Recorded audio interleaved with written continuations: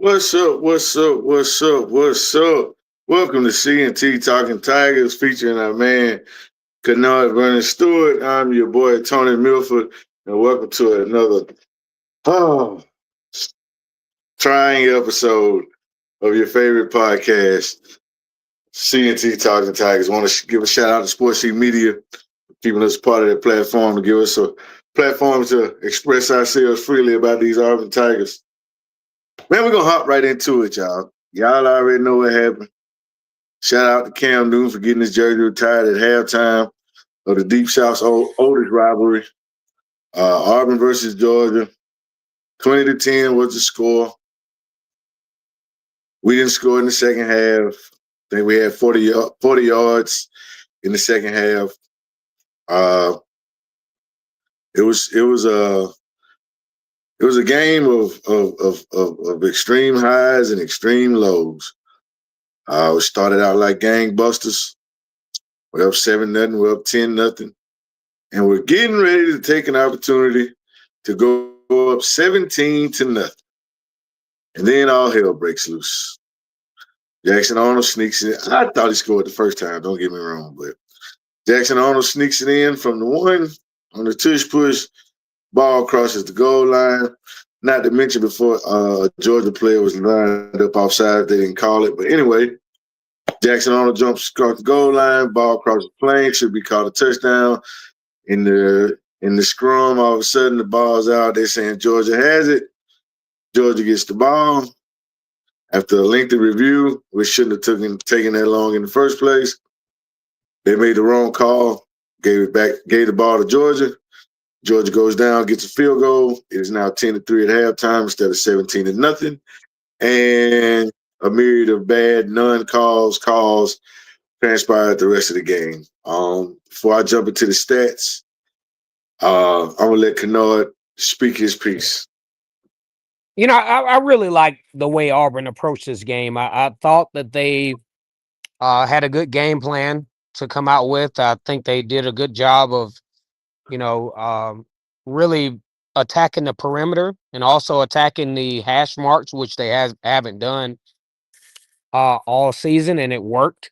And they saw the fact that it worked against other teams. And I think the coaching staff did a really good job of getting off to a very good start. Getting off to what should have been a 17-0 halftime event for Auburn. I thought it was, really unfortunate the way things took place. When you talk about the fumble, and luckily they didn't review it even further to give Georgia the touchdown. But overall, when we look at what we thought Auburn would do up to this point, none of us thought that Auburn would be up 10-0 against Georgia, let alone have the opportunity to take a 17-0 halftime lead. And I think that's where the Auburn fan base has to kind of shovel back and understand, you know, look at what is really going on. When we talked about where Auburn would be in these first couple of games, we thought that the schedule was really sketchy. We thought that Oklahoma being ranked high, Texas A&M being ranked high, and then having to face Georgia, we really didn't like the outcome that it would be. And in my honest opinion, I think 3-3, although some of the Auburn fans will be like, well, that's a mediocre outlook.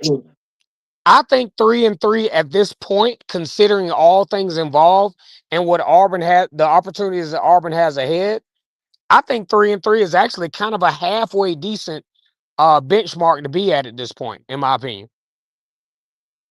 Yeah, everybody's entitled to their own opinion. I would I would I would have to disagree with you on that one. There's nothing remarkable, upstanding, uplifting, uh, promising, whatever word you could use about being 3-3 at this point with the team that with the team we have, with the coaches that we're supposed to have. 3-3 should not be. We should not be cool with. I'm not cool with that. Well, I mean, Because I don't think we should be cool with it. But dude, top 10 teams, two on the road and one at home, teams that you weren't really projected to beat to begin with. I mean, I get what you're saying, and I'm not satisfied with it either. But given the vantage point, I mean, Auburn has the opportunity, which we're going to talk about in a minute. Auburn had an opportunity at Norman. We didn't get it done. Offensively, we were anemic. Even though we got robbed out of some calls, we still didn't capitalize the way we should have. Against Texas A&M, we were absolutely terrible. 0 for 13. Like, those are inexcusable performances. To the meltdown in the second half against Georgia, 40 yards of offense. Uh, Man, we got to be better than that. No, you didn't think we might could jump out to Georgia 17-0, but I thought we were capable of beating Georgia, which we saw. Thought we were capable of beating Texas A&M, which we were. I thought we were capable of beating Oklahoma, which we were. Don't think I think we are better than the record shows, but I also think we are what the record says we are. The book is out on Jackson Arnold. He can't really pass. He's going to take care of the ball. He's going to complete some short throws, but pushing the ball down the field doesn't seem to be a strong suit of his. Um, I had some Oklahoma fans tell me that we were not going to like Jackson Arnold because he cannot throw the ball. He was like, y'all going to have all those shiny receivers out there, which we do. Cam Coleman, Preston Howard at tight end, Perry Thompson, Malcolm Simmons, Bryce Kane, Eric Singleton Jr., Horatio Fields, Sam Turner. The list goes on and on. And Cam Coleman had 7 catches for 50 yards. Preston Howard had 4 for 33. Perry Thompson caught 2 balls for 18 yards. Eric Singleton Jr. caught 3 balls for 14 yards. Jackson Arnold threw the ball 31 times and had 137 yards. That's nuts. He completed Nuts. 19 passes. He completed 19 passes for 137 yards. He had 13 carries for 55 yards and a touchdown. Should have been 2. But he had more carries than Jeremiah Cobb, who had 12 carries for 50 yards. And he had more carries than Demario Austin, who had 7 carries for 9 yards, and he's no longer with the team. We'll touch on that a little bit. Once again, we wasted a spectacular defensive effort. Yeah, Georgia had 21 first downs, but they were only 5 for 14 on third down. They did convert 2 out of 3 fourth downs, which, but we held them to just over 200 yards passing and 79 yards rushing. Matter of fact, Georgia ran the ball 31 times for 79 yards, 2.5 yards per carry. Once again, an outstanding defensive effort. We're talking about running backs going for 6 for 24, 10 for 24, 4 carries, 5 yards. The quarterback carried the ball 9 times for 26 yards. Once again, another dominant defensive effort. Just wasted. Georgia gave us every opportunity. We had every opportunity to win this ball game. They committed 11 penalties for over 100 yards. We sacked them twice. We stuffed their run. They didn't have a great third down percentage, and somehow we lost that game. We have to figure out where our halftime adjustments are because we don't seem to make very many of them or very good ones at that aspect. We're not as good in the first half as we did. We didn't look as good in the second half as we did the first half. So offense was anemic the whole them. Offense came out after 237 yards first half and 10 points. We did 40 yards, no points in the second half. So Q3 is either got working for you or he's the prop. Either the coach or the quarterback. And I'm at this point I'm at this point where I'm about ready to see another quarterback because I know it's not a coach. Hugh Freeze is almost doing what he was brought here to do, except he's supposed to be an offensive guy, and the offense and the quarterback ain't working. Peyton Thorne turned it over too much, and Jackson Arnold doesn't do enough down the field. So we have not hit on the quarterback as of yet. We have Deuce Knight and Ashton Daniels in the wings. We might need to find out what they can do. Um, that's just my rant on that. Um, should once again, I'm here again another week. Should have beat Oklahoma. Should have beat Texas A&M. Should have beat Georgia, and we did not. Man, we put 140 yards rushing on Georgia, which was more than we had passing. I am since Hugh has been there. I've kind of grown tired of the pedestrian passing numbers. We're a little too quarterback heavy on the run, in my opinion. We need to feed these dynamic backs that we have and let the quarterback run complement those guys. I know the defense, the way they play, sometimes dictates that, but I also feel the offensive play calling might be leaning itself towards that. So yeah, that's what I think about that, man. Any feel free to chime in and give me your last thoughts on Georgia and your overall thoughts on the refereeing. Like, man, there was a pass interference call that was not. There was a roughing pass to the call that was questionable. Like I said, Georgia was lined up off sides on a tush push, no call. The ball crossing the plane, no touchdown. There was a hands to the face on that last drive. I think it might have been a third down, no call. Kirby with the talking about he's clapping and he's calling a timeout. Like, man, that was bad, brother. I thought the Oklahoma was as bad as it can get, but Georgia, the SEC officials in the Georgia game said, "Hold my beer." Yeah, it was pretty rough. Considering the fact that I thought Auburn gave their best you know shot. For the first time in a long time, I thought Auburn was just as talented as Georgia, especially on the defensive side of the football field, and was able to kind of push the ball down the field on offense. But then you get that catastrophic chain of events that happened at the 2-minute mark, and I'm like, I've never seen anything like this. And even after the overturn of the play, you got Auburn with most of the penalties that they had. About 60% of their penalties was on that consecutive drive that only led to Georgia getting 3 points. Now, I really hope that I know the fan base is frustrated, and I think you and I are frustrated as we do these podcasts every week. But there is some light at the end of the tunnel. I think this is a very good Auburn football team, and I think they have a huge opportunity at home again against Missouri. I think the pressure is not as much because it's not a blue blood team.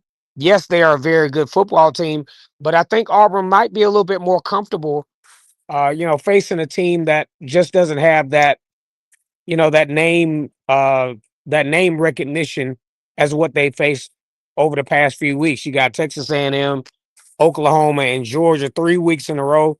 I don't think any team in the country really wants that, but I think they have an opportunity to upset or what will be considered an upset against Missouri at home. And I think it could possibly be a huge win for Auburn. And I'm gonna go out on a limb and say I think Hugh Freeze kind of has to have this game, or else his job might be in question. Yeah, just touch on some of the points that you did say. As far as being talented, Auburn's going to go in. Just about every. There's not many. There's probably not a game Auburn's not going to go in and be just as talented as the other team is on defense, if not more. That Hugh has done a great job in his what is this, year 3, I do believe. Um, he's done a great job of bringing in elite NFL talent on the defensive side of the ball and the offensive side of the ball is evident by our wide receivers, our running backs, Deuce Knight at quarterback, some of our offensive linemen. but he was doing a great job of bringing in talent. Um, as far as that name, yeah, that's not a factor because if you just go in talking about, well, just because of the name, we're the same school that lost to New Mexico State a couple years ago. We have lost to Vanderbilt. Um, we can't you can't just uh, name doesn't mean anything. Most just about every team in the SEC is coming with games, so you can't take a breather in this conference. Every week it's something. If it's not Oklahoma, Georgia, and Texas A&M, it's Alabama, Florida, and LSU, or it's South Carolina, Texas, and Tennessee. You know what I mean? So it's every week it's strap it up and let's go. Vanderbilt used to be a lay down, and not anymore. So that that yeah, that's no, that's not gonna work. You talking about Missouri team that if I'm not mistaken, we've lost to the last two times we've played them. Um, we barely got by. Yeah, I think we might have lost the last two times we played them. Or we snuck by 1 year and they beat us. I know they beat us last year in Missouri. Uh, these guys are averaging 42 points a game and only giving up 17. They average over 511 yards a game and 271 of those yards come on the ground. These guys convert, as I say every week, 55% of their third down. That's big. Whereas Auburn, we only bringing in 30. We only convert 37%. It's going to be a struggle. We only put up 25 points a game, but as a defense, we both give up 17. Um, like I said, they have a two-headed monster. Everybody knows Ahmad Hardy, but Jamal Roberts, 65 yards a game, three touchdowns. Ahmad Hardy averages 130 yards a game, and he's got 9 touchdowns on the season. Their big two-head receiver, Kevin Coleman Jr. and Marquise Johnson, both average over 50 yards a game. They got a big NFL-sized tight end with leads the team with 5 touchdowns. Defensively, they are active, really active. They got three different guys with a pick on the team. Khalil Jacobs and Zion Young both have 3 sacks, but they're led by Damon Wilson the second. He's got 5.5 sacks. So Missouri coming to town is nothing to sneeze their hat at. The only game they lost this year was last week at home against the Tide, and they gave the Tide all they wanted. So we got our hands full this week, man. Bro Padula, 7 touchdown, 5 picks. So, he will give it to you. Averages about 228 yards a game. Once again, we have the defense to play with anybody, anywhere, anytime. We have the defense to do that. Will our offense step up to the plate and take that challenge on and be the offense that we need to get what we need out of Hugh Freeze and his coaching staff? Like I said, they need to get one sound, one mind on who's calling those plays and how they're calling them. And we just need to do a better job. We've got great special teams. We've got a great defense. We've got great players on offense. We just need to now turn into a great offense. And I don't know if Jackson Arnold is that way to go, or if not, it's time to see what Ashton Daniels or most notably Deuce Knight, it's time to see what they got to, what they can do. But this weekend, Kennard, Auburn, and Missouri, Battle of the Tigers. I think it's at 6:45 on the SEC Network. If we had a better record, we'd probably be on ESPN or ABC, but it is what it is. Kennard, what do you think about Saturday night? Man, I really love the opportunity that Auburn has. I think these guys are playing very well on defense, and I think they can do some things. One thing that I want to see from the Tigers is I need a turnover. I need a turnover that in plus territory that will be very significant. To give Auburn an opportunity to kind of flip some things as far as field position and some scoring opportunities goes. But I mean, I haven't fallen off the boat with this team. I hope the players haven't either. I think they're very talented. They have showcased that they can play on a national stage against any team in the country, and I thought their output against Georgia was absolutely phenomenal. Other than kind of sort of some stuff that wasn't done in the second half. But I really like Auburn. I haven't picked Auburn to win in a few weeks. Um, you know, I just because I didn't trust it, but I like Auburn at home against a team like Missouri, which is very good, and I think Auburn has recruited enough to be able to compete against a team like Missouri and possibly win the football game. And I like Auburn. And I'm not going to go as high with the score because we haven't shown that we can score. But I like Auburn 21-17 against Missouri. Get a win and get going, and give yourself the opportunity to be in the conversation down the stretch. Absolutely, absolutely, man. At this point, I don't know what conversation you mean. As well as maybe just making a bowl game or something. Or If you just go, if you go 9-3, you win out, and that's probably not what a lot of people are thinking trajectory wise, because they probably think we're going to lose to Vanderbilt and a couple other teams, and but there's some things that can happen to where you can gain some momentum and you can get to a situation where you can have some conversations about a high level bowl game, or maybe if some stuff kind of trickles. I'm not thinking playoff, but I'm thinking a little bit more than just your typical bowl game. yeah, if they was to roll off in a row and go 9-3, would be remarkable. It would be a stunning turn coaching staff and the offense, because that's really the main issue. If the offense was to catch up with the defense, that would be wonderful. So yeah, that would be there. So we can't roll off six straight and go 9-3 unless we go 4-3 first. So um, Yes. I'm with you. I mean, I've been picking Auburn to win just about all these games anyway, because I believed in the talent and I believed in Hugh Freeze and Jackson Arnold. But to this point, I would be a fool to have that same strength of belief in Hugh and the offense, especially him and Jackson Arnold. Until they get that together, I'm a little weary. But think we can do enough uh, to muster about 21. I'm about there with you, man. I'm thinking 17, 14, 20-17, 20-17 Auburn, um, 20-14, maybe somewhere up in there. Low scoring game. Feel like our defense, our strong suit stopping the run.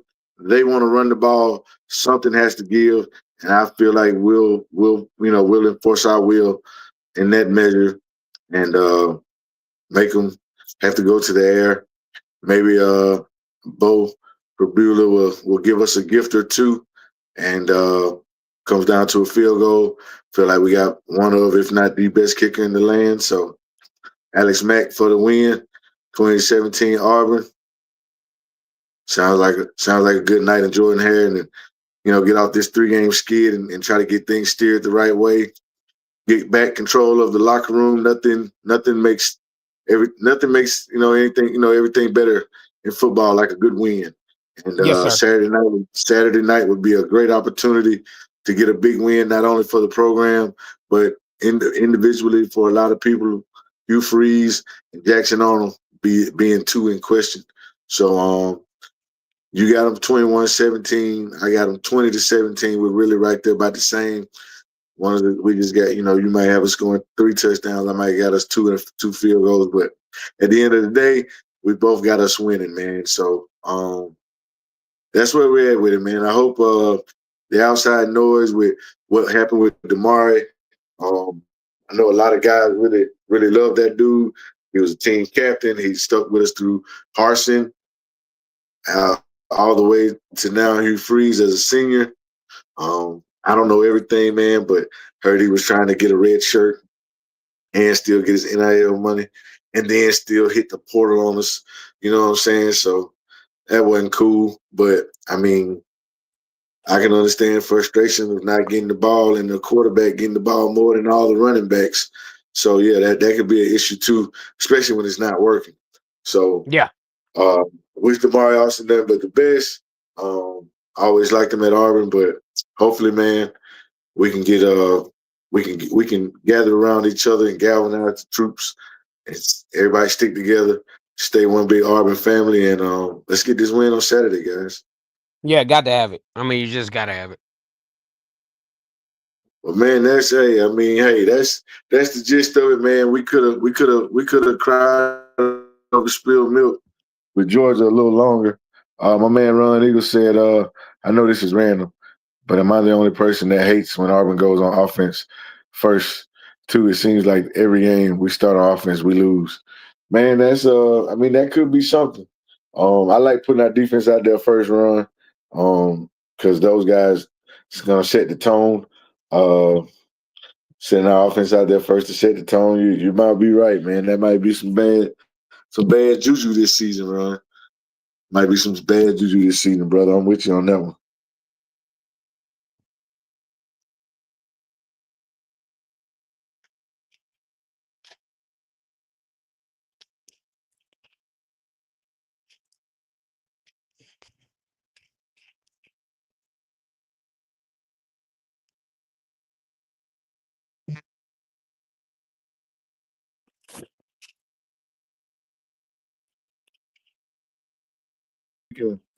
Went out the rest of the season and Free stepped down on coaching.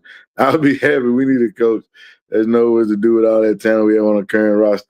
Hey, Ron, who you think put all the talent on the current roster, man? That's what that's Hugh's thing, man.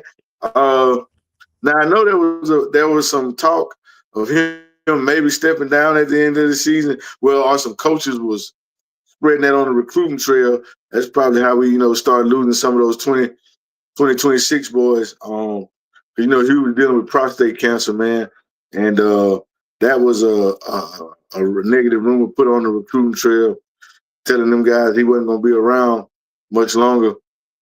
But that's I don't think that's true. He just flipped Darius Tootle back to us after losing to Georgia this weekend. We made an offer to his brother, a cornerback down there at East Mississippi Community College.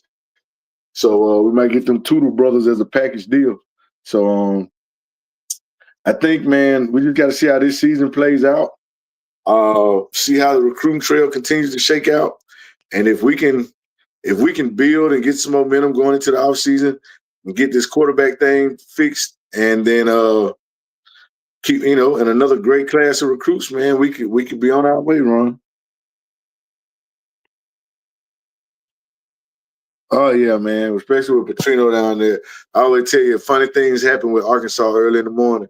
I'm always iffy on those Arkansas games early in the morning, whether it's in Fayetteville or it's in Auburn. Man, I've seen it too many times with Arkansas over the years, starting back in the day with Jefferson Pilot Sports.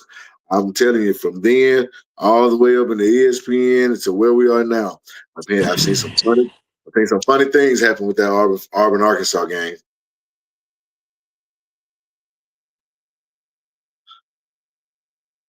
What we got here? Okay. How do you feel about John Cohen comments on Hugh Freeze? Uh, I understand where he's coming from. He said never say never because you never know what the future may hold. But he said, like he said, I'm not looking. That's not what we're looking to do at the moment. But never say never, because I mean, if this thing falls off the bone and just unravels all the way into the dirt, then you gotta make some decisions. But I'm with John Coyne as of right now. We're just gonna let you to continue to build this thing and construct it and steer it in the right way and see what we can get from that, man. Man, Grand Rise. But John Cohen, he brought in Hugh Freeze. That was his get. You know what I'm saying? So he 24-20. I like that, Ron. I like that. But I feel like, Cohen, Hugh Freeze was Cohen, that was his bring. You got to remember, Cohen came from Mississippi State, and Hugh Freeze is a Mississippi boy. So, they might be tight like nuts and bolts. So he gonna stick it out with Hugh as long as he can, if in my opinion. Unless he just has no other choice. If Yellowwood and Regions Bank start pulling on him, I mean Colonial Bank start pulling on him, then you might have a problem with Bobby Louder and and the guys. If they start tugging at you, then you know, Jimmy Rain and Bobby Louder, them, if they start talking. Dan McWard, yeah, if they start talking, then he'll have to do something else. But right now, I think Hugh's safe, man. I think he's good for right now because he was recruiting too well. You know what I'm saying? Kennard feel like he was recruiting too well to just let him go.